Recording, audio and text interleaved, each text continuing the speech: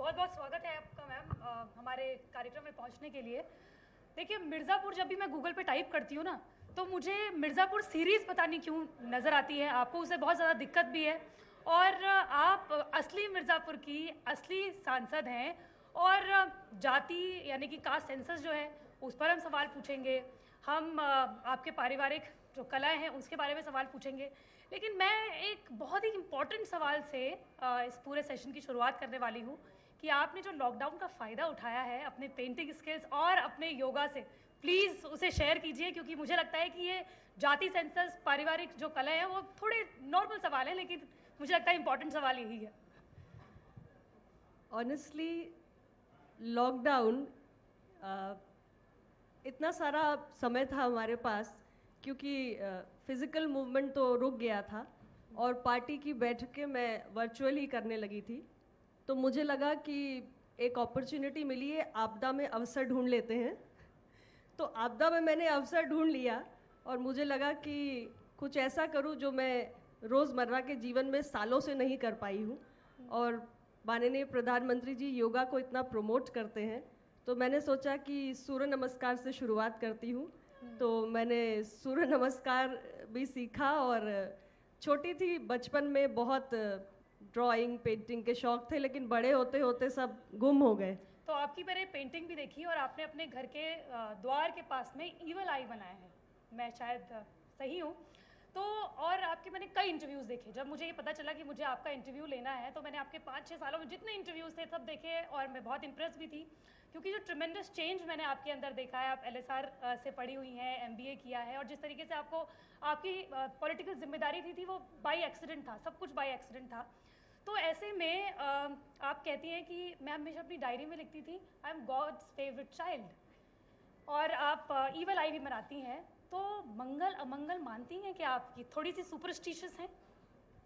Superstitious नहीं हूँ, मैं बहुत लॉजिकल हूँ, साइंटिफिक हूँ और मैं एनर्जी में विश्वास रखती हूँ। मुझे लगता है कि ये सारी दुनिया पॉजिटिव एनर्जी से चलती है। मैं अपने कार्यकर्ताओं को भी हमेशा कहती हूँ कि जीवन में हमेशा सकारात्मक रहो। जिंदगी में कुछ भी करना है, अपने आप को बेहतर बनाने के लिए काम करो। दूसरे का नुकसान करना, दूसरे को पीछे करना, ये सोच जीवन में कभी नहीं होनी चाहिए। मुहूर्त देख के काम करती हैं? नहीं, मैंने आपसे पहले भी कहा कि मैं बहुत साइंटिफिक हूँ और मैं पॉजिटिव एनर्जी में विश्वास रखती हूँ। और मुझे लगता है मैं हमेशा पॉजिटिव थॉट्स के साथ, पॉजिटिव माइंडसेट के साथ अपने आप को कैसे इम्प्रूव करना है और सारी दुनिया में जो भी बेहतरीन है, जो भी अच्छा है, उससे सीखो। पूरी ज़िंदगी सीखने के लिए होती है। अपने आप को बेहतर बनाने पे हमेशा मैं ध्यान देती हूँ। तो पॉजिटिव एनर्जी में विश्वास रखती हूँ, उसके साथ आगे बढ़ती हूँ। जब हम एक्सरसाइज करते हैं ना तो हम वार्म अप ज़रूर करते हैं, शायद आप भी वार्म अप करती होंगी। तो these are some warm up questions. तो एक क्वेश्चन है जो कि मैं बहुत समय से, क्योंकि मैं आपके इंटरव्यू जब देख रही थी तो उसमें एक क्वेश्चन है कि आपके फादर, आप ही कहती हैं कि पापा कभी नहीं चाहते थे कि हम पॉलिटिक्स में आए, लड़कियों को पॉलिटिक्स में आना चाहिए। आपकी शादी हुई, 20 दिन बाद उनका निधन हो गया। तो क्या आप उस लाइफ को मिस करती हैं जो कि आपके फादर ने आपके लिए देखी थी? शादी, बच्चे, परिवार, एक हैप्पी लाइफ, उसे मिस करती हैं? पहले तो मैं ये कहना चाहूँगी कि मेरे पिता महिलाओं के राजनीति में प्रवेश के आने के खिलाफ नहीं थे, लेकिन हम चारों बेटियां जो थे वो बस अपने एकेडमिक चीज़ों में लगे रहते थे। तो कभी उनके मन में ऐसा ख्याल नहीं था कि कोई भी बेटी आगे आकर राजनीति करेगी। वो हमेशा यही सोचते थे कि पार्टी का कोई व्यक्ति ही निकल कर चलाएगा। हालांकि उस समय इन सब बातों का बहुत समय भी नहीं था। लेकिन हाँ, ये ज़रूर है कि सामान्य जीवन जो हम जीते हैं और राजनीतिक सामाजिक जीवन जो हम जीते हैं, दोनों में बहुत अंतर होता है। और हमारी बहुत सारी सोशल पॉलिटिकल कमिटमेंट्स ऐसी होती हैं कि जिसके चलते अपने लिए कुछ पल चुराना मुश्किल होता है। तो मैं हाँ मिस करती हूँ, बिल्कुल करती हूँ। और कोशिश करती हूँ कि कुछ जो मैं तब कर लेती थी वो छिप छिपा के कर ही लूँ। जैसे आपकी छोटी बहन है अमन, तो उन्हें पॉलिटिक्स में कोई इंटरेस्ट नहीं है, वो बिल्कुल साफ कहती हैं कि I am not interested in politics. आपके पास तो ये लग्जरी नहीं है। एक्चुअली वाकई में मेरी छोटी बहन को कोई रुचि नहीं है राजनीति में, और हम दोनों बहनें साथ में बहुत समय बिताते हैं। और मुझे लगता है कि जो समय मैं अपनी छोटी बहन के साथ बिताती हूँ वो मेरे लिए खुशी के सबसे बड़े पल होते हैं। और मैं अपने कितने भी व्यस्त कार्यक्रम के बीच में से अपनी बहन के साथ कुछ ना कुछ ऐसा जो हम दोनों को खुशी देता है वो करने के लिए समय निकाल लेती हूँ। परिवार की बात आ रही है, आपको भी पता है कि फिर कौन सा क्वेश्चन होगा। तो कहते हैं कि जब कोई बाहर से आपको चोट पहुंचाता है ना, उसे आप झेल लेते हैं, लेकिन जब परिवार में अंदर में कोई कलह होते हैं उसको झेलना थोड़ा मुश्किल होता है। तो माँ को आप बहुत प्यार करती हैं, तो माँ को अपने साथ लाने की कोशिश कर रही हैं? माँ का स्थान जीवन में सबसे ऊपर होता है और माँ और बेटी का रिश्ता ऐसा होता है कि उसे कभी वो उसमें कोई कमी नहीं आ सकती। माँ के प्रति आदर प्रेम न कभी कम हुआ था न कभी कम होगा।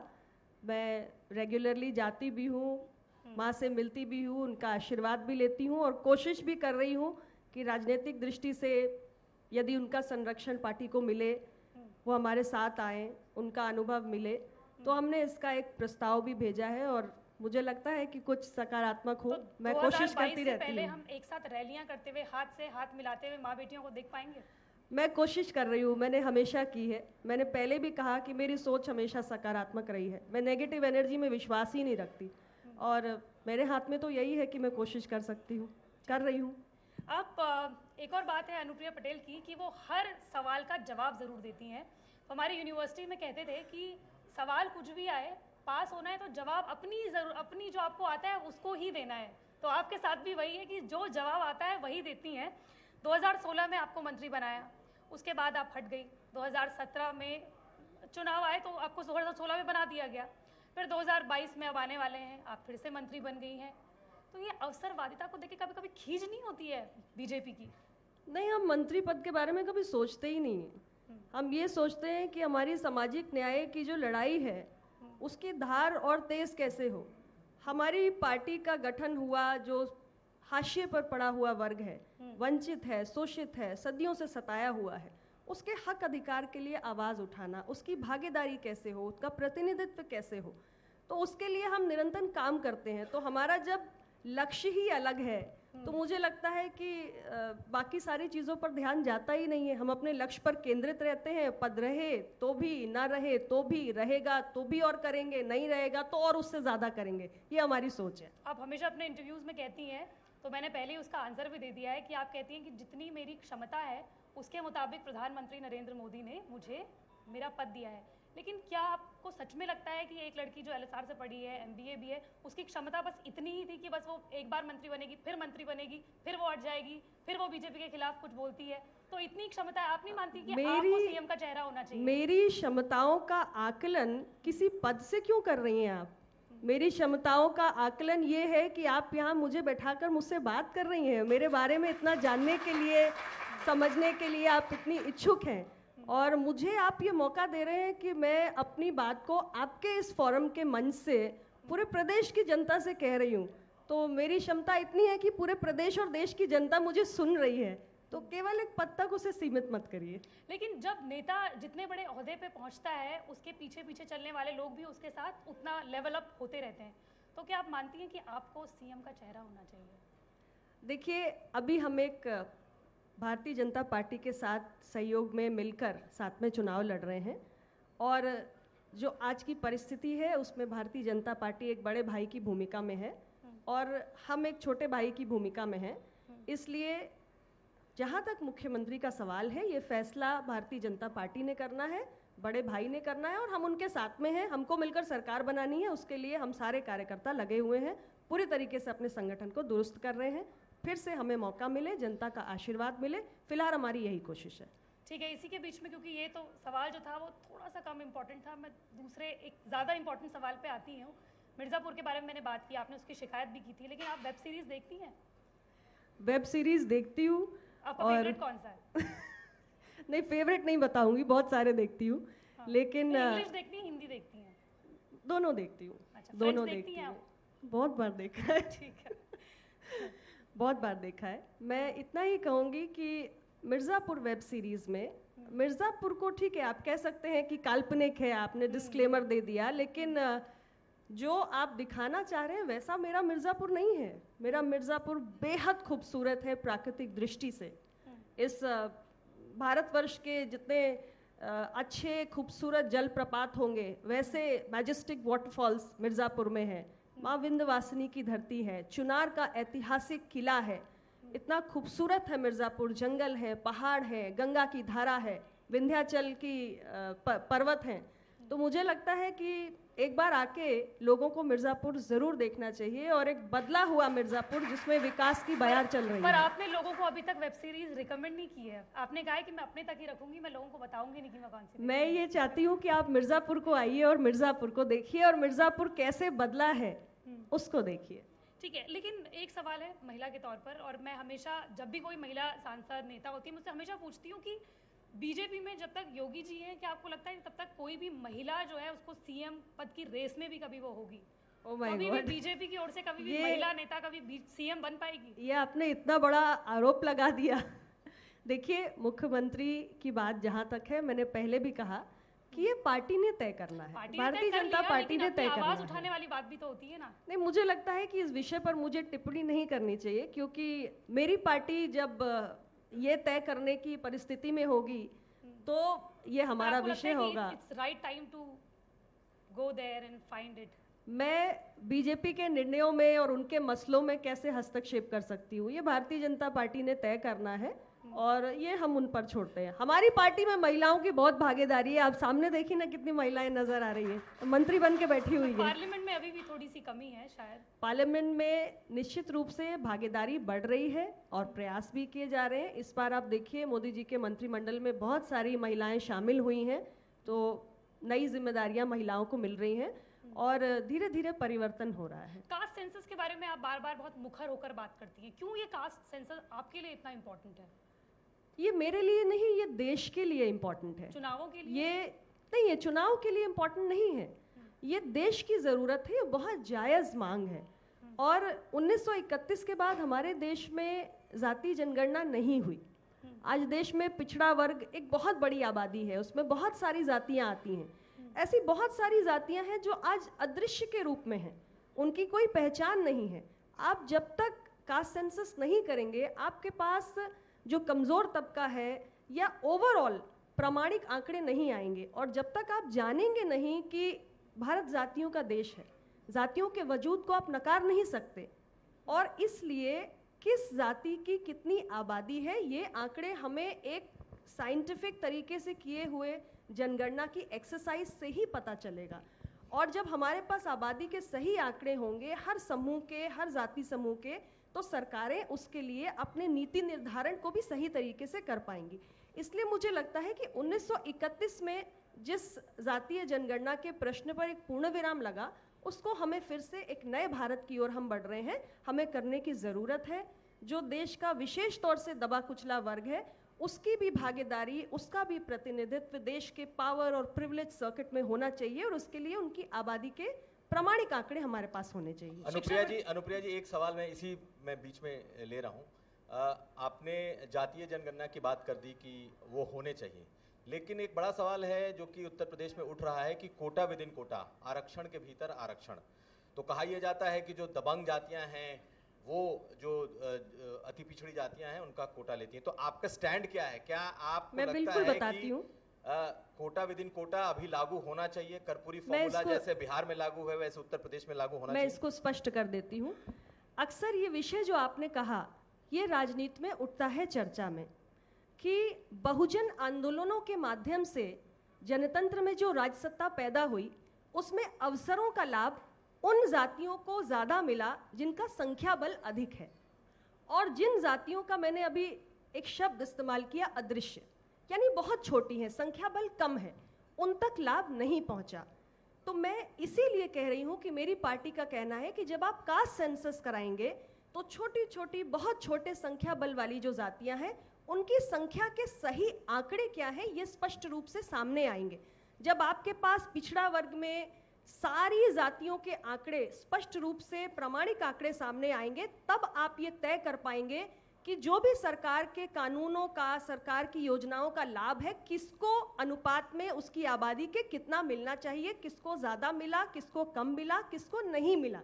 लेकिन जब तक आपके पास आबादी के आंकड़े नहीं हैं, आप ये फैसला नहीं कर सकते ये एक सिर्फ एक अनुमान होगा, ये एक अनावश्यक चर्चा भी हो सकती है कि किसी ने ज़्यादा लिया, किसी ने कम। आंकड़े ही आधार बनेंगे, और जब आंकड़े आ जाएं तो मुझे लगता है जिसकी जितनी आबादी है उसको आबादी के अनुपात में प्रतिनिधित्व मिलना चाहिए। हमारी पार्टी इसकी पक्षधर है। एक सवाल जुड़ा हुआ है, बिहार में कर्पूरी फॉर्मूला लागू है, वहाँ पिछड़ा वर्ग, अति पिछड़ा वर्ग दोनों है, तो क्या जब तक आप कह रही हैं कि जब तक जातीय जनगणना नहीं हो तब तक उत्तर प्रदेश में ये लागू नहीं होना चाहिए?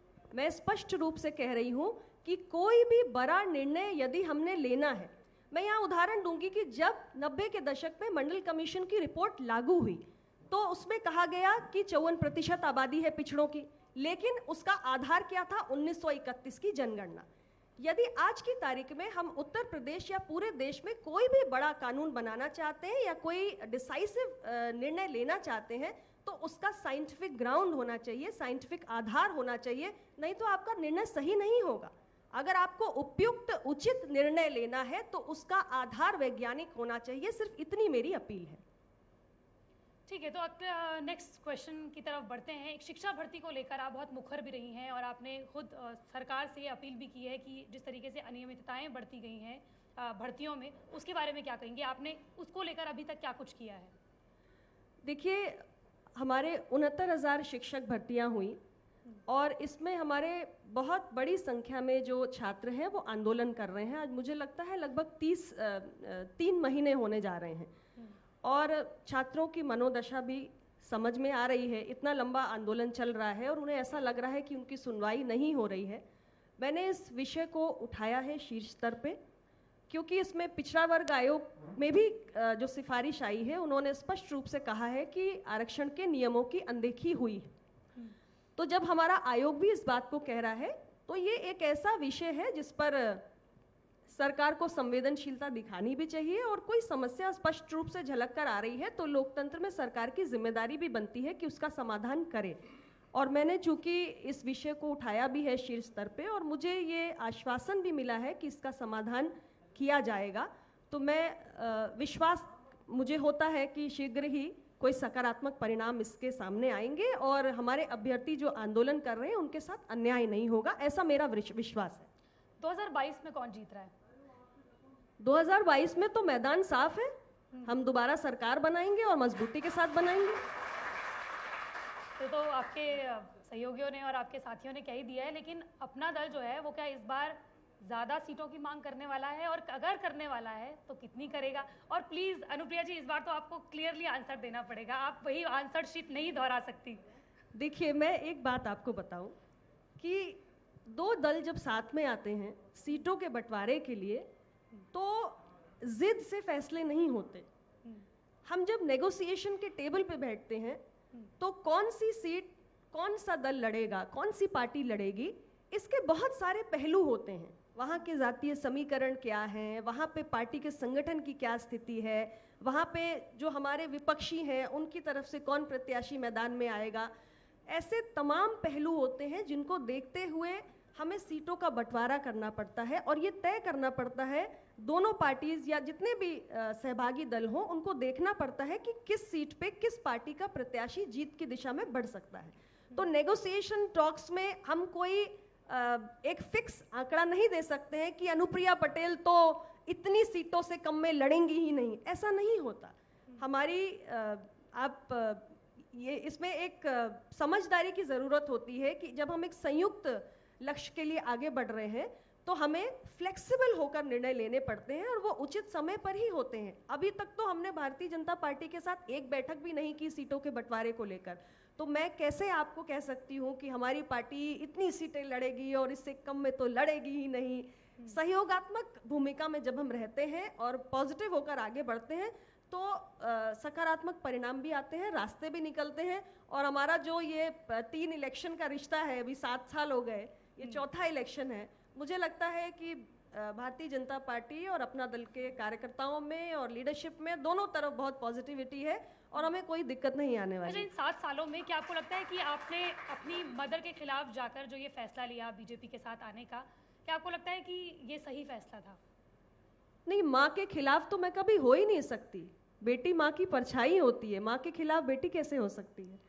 मैंने जो फैसला लिया है वो पार्टी कार्यकर्ताओं के जनमानस के भविष्य को देखते हुए लिया है।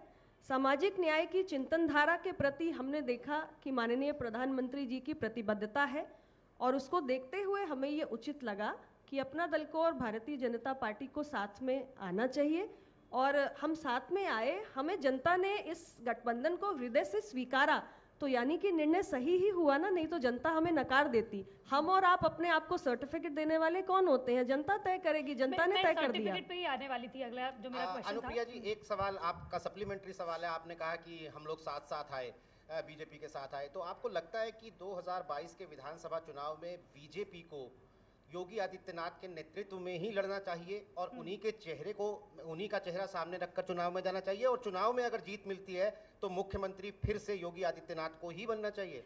आप मुझसे ऐसे सवाल पूछ रहे हैं जिसपे मैं फैसला लेने की अधिकारी नहीं हूँ। हम पर्सनल चॉइस पूछ नहीं, रहे हैं व्यक्तिगत चॉइस से तो राजनीति नहीं चलती, ना ही सरकारें चलती हैं। ये एक व्यवस्था होती है जिसके अनुरूप इतने बड़े फैसले लिए जाते हैं। माननीय योगी जी ने प्रदेश को 5 साल तक अपनी ऊर्जा से नर्चर किया है, विकास के तमाम कार्य किए हैं। उनका चेहरा आगे रखना है, नहीं रखना है, उनको क्या जिम्मेदारी देनी है, ये हम तय नहीं कर सकते। ये फिर मैं कह रही हूँ कि ये भारतीय जनता पार्टी का मसला है और अपना दल उसमें हस्तक्षेप कतई नहीं करेगा। लेकिन जिस तरीके से अगला सवाल मैं पूछने वाली थी वो सर्टिफिकेट को ही लेकर था, और इम्पॉर्टेंट सवाल है, जैसे कि मैं हर बार अपने इम्पॉर्टेंट सवाल पूछ रही हूँ कि आपने अपने फादर की लेगेसी को कहीं आगे बढ़ा दिया है, तो कभी कभी खुद को सर्टिफिकेट के तौर पर थोड़ा प्राउड फील करती हैं आप?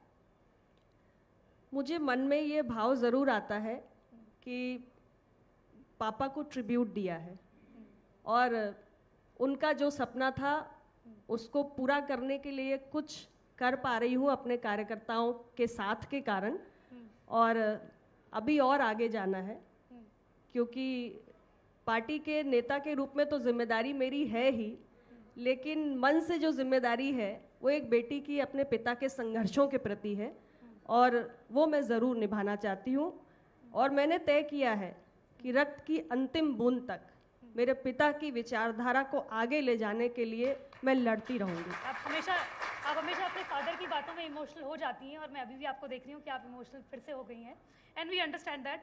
लेकिन इस बार जो एनसीआरबी की रिपोर्ट आई है यूपी को लेकर, उसमें बताया गया है कि महिलाओं के प्रति जो अत्याचार है वो 66% ज़्यादा बढ़ गया है। क्यों हो रहा है ये? योगी जी ने तो तमाम स्क्वाड और ये रोमियो स्क्वाड न जाने कौन कौन सी बातें की थी, लेकिन उसके बावजूद भी ये सब कुछ क्यों हो रहा है अनुप्रिया जी?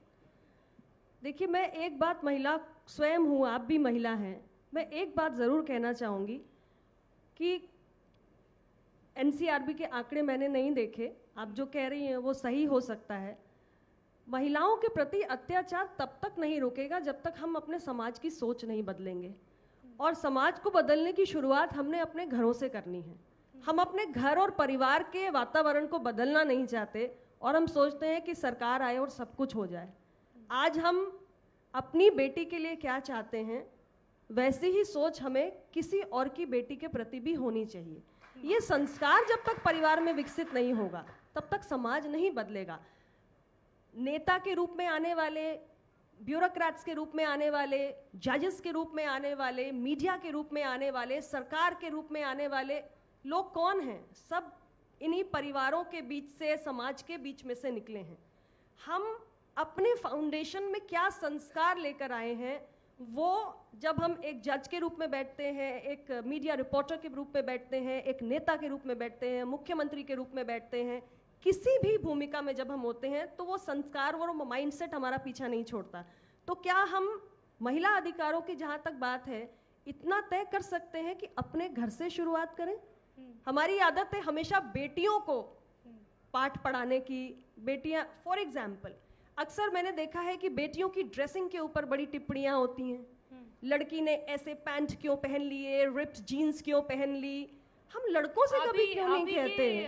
आप ही की पार्टी के हैं पूर्व मुख्यमंत्री जिन्होंने रिप्ड जीन्स को लेकर कहा था। देखिए, फिर आपने कहा कि बीजेपी के मुख्यमंत्री ने कहा था।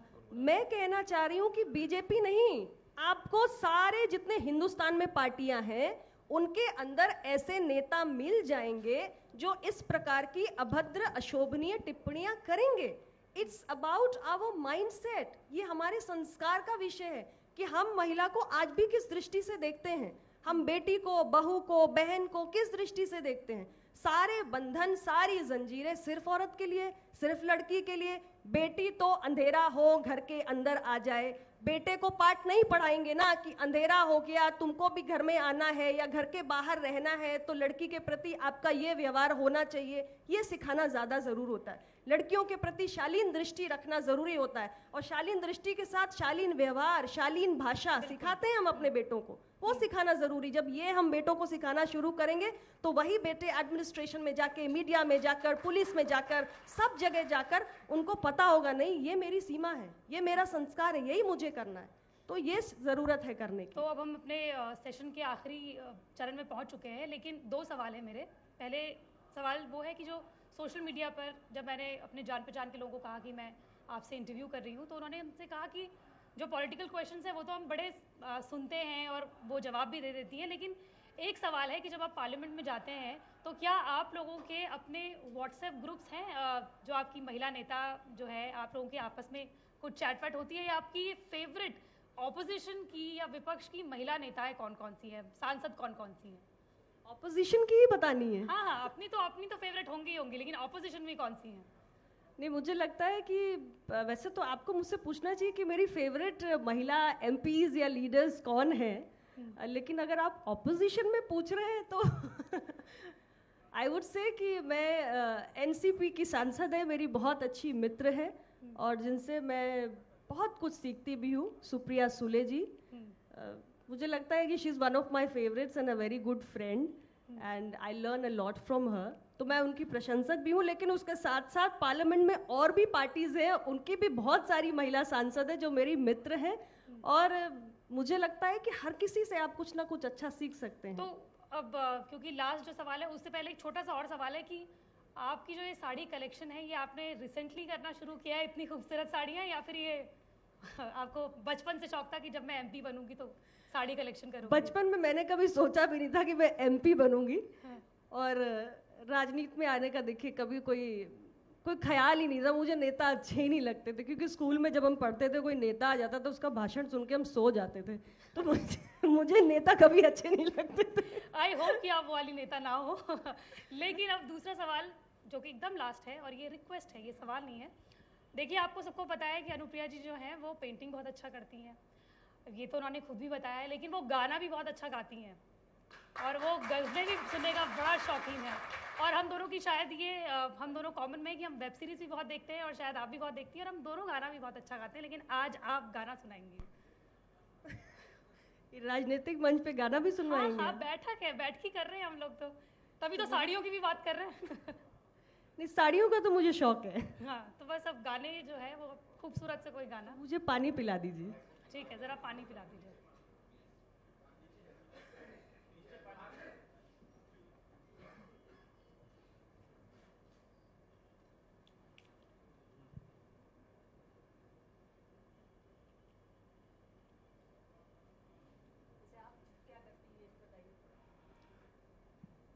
आपके क्या शौक है ये भी बता दीजिए।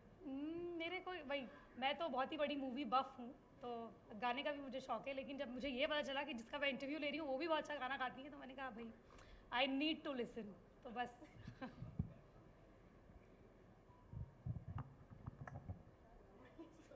जो भी आपका फेवरेट हो, फादर का ट्रिब्यूट। मुझे लगता है कि जाने वो कौन सा देश जहाँ तुम चले गए, चिट्ठी ना कोई संदेश।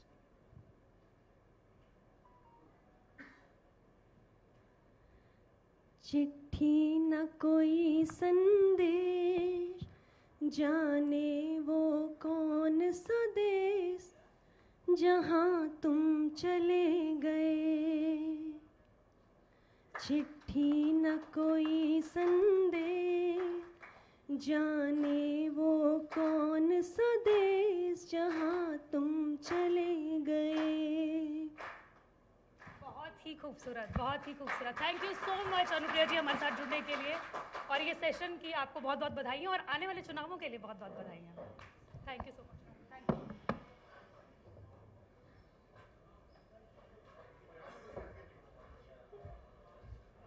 तो देखिए कितना खूबसूरत ये सेशन था जिसमें सियासत की भी बात थी और सॉन्ग भी अनुप्रिया पटेल ने गाया। और हमें लगता है कि हमारे दर्शकों में ज़्यादातर ने पहली बार शायद इस तरह से इन सांसद महोदया को गाते हुए सुना होगा। और ये गाना उन्होंने डेडिकेट किया अपने फादर को, सोनेलाल पटेल जी को, जिन्होंने इस सियासत को, इस पार्टी को खड़ा किया था और इस सियासत को आगे बढ़ा रही हैं, इस पार्टी को आगे बढ़ा रही हैं उनकी बेटी अनुप्रिया पटेल। तो फिलहाल जो भी मेहमान यहाँ पर हैं उनको बता दें कि अभी लंच तैयार है, आप लोग लंच पर जाइए और उसके बाद फिर से मुलाकात होगी। और हमारे जो दर्शक हमें देख रहे हैं फेसबुक और ट्विटर और इंस्टा पर, वो भी लंच कर लीजिए भाई, आप लोग भी जाइए, कुछ खा पी के आइए, उसके बाद फिर से बैठते हैं। और अगला जो हाफ है ना, पार्ट मतलब लंच के बाद का, वो और रोचक होने वाला है, ये हमारी गारंटी है।